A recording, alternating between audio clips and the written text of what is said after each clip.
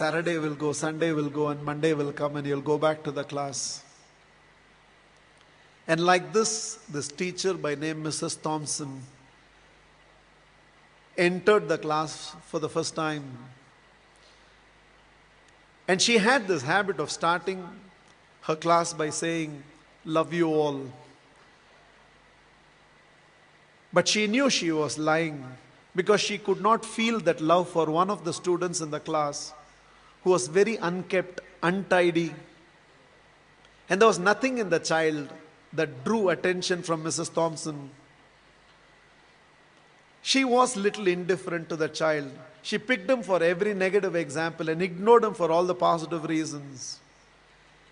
That year, she had written the progress report for the first quarter. And it was a system in the school that the headmasters have to countersign every progress report. The headmasters called for Mrs. Thompson and told Mrs. Thompson, a progress report should report some progress. It should make a parent feel my child has a future. The way you've written the progress report for Teddy, that is how he was called. The way you've written the progress report for Teddy, parents will give up on Teddy. Mrs. Thompson immediately said, there's nothing I can do. I have nothing positive to write about the child. Immediately, the headmasters asked the administrative staff of the school to trace the old year progress reports of Teddy and send it across to Mrs. Thompson's class. Mrs. Thompson saw the third standard progress report.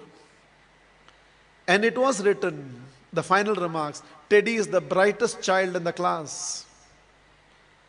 She was stunned by what she read. She saw the fourth round progress report, and progressively all the remarks suggested that Teddy's mother was suffering from terminal cancer. She is not able to give the attention she used to give to Teddy, and it's just beginning to show up on the performance of Teddy. The fifth standard progress report read, Teddy had lost his mother and along with that himself. He desperately needs help, otherwise we will lose this child. By then there were tears in the eyes of Mrs. Thompson. She looked at the principal and said, I know what to do. And she went back to the class. Probably it was a Monday morning. She walked into the class and again from the dais of the class, looked at the class and said, love you all. But she knew she was lying.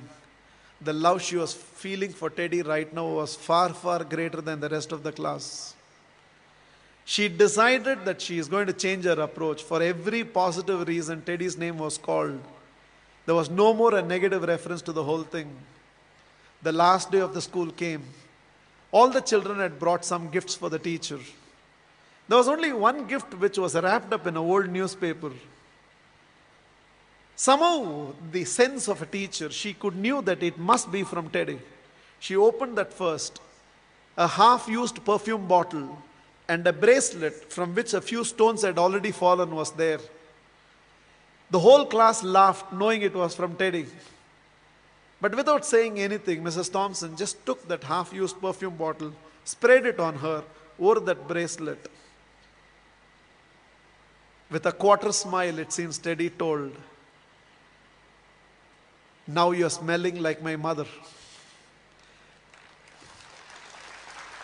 This is the last perfume that she used before she left me. And this is what was removed from her body before she was taken into the coffin. 1 year later, end of the school, end of the year, there was a letter on Mrs. Thompson's table. I have seen few more teachers, but you're still the best teacher I've ever seen. With love, Teddy. Every year till the end of the year, Mrs. Thompson used to get this letter from Teddy. I've seen few more teachers, but you're the best teacher I've ever seen, Teddy. Years rolled by, they lost contact. Somewhere an agent traced Mrs. Thompson, who had retired by now, and handed over a letter. And the letter was signed, Dr. Theodore, PhD. Teddy had gone on to become a PhD. And the letter read, I have seen many more people in life, Mrs. Thompson.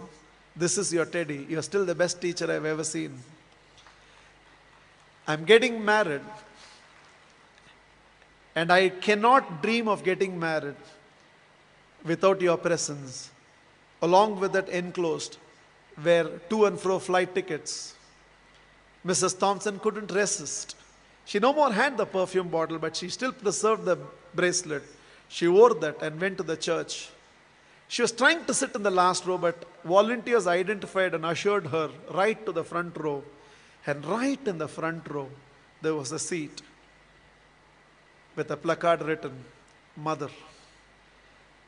Theodore personally asked Mrs. Thompson to sit in the chair and whispered, "You are the closest to my mother that I've ever experienced.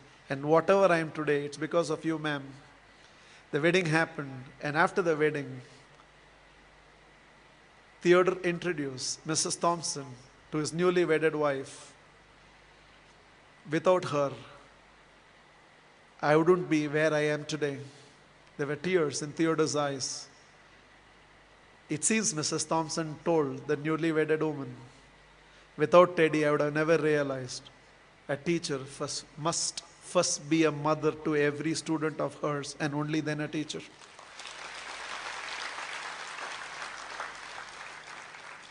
This is just my request to all of you.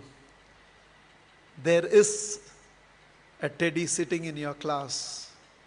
When you go back to your classroom on Monday morning, there is a Teddy in that class, and you can be that Mrs. Thompson. Please, on Monday, don't go back to the institutes as a teacher. Go back as a parent who can also be a teacher and be a turning point in the life of those children. You plus me. I believe we can build a new world.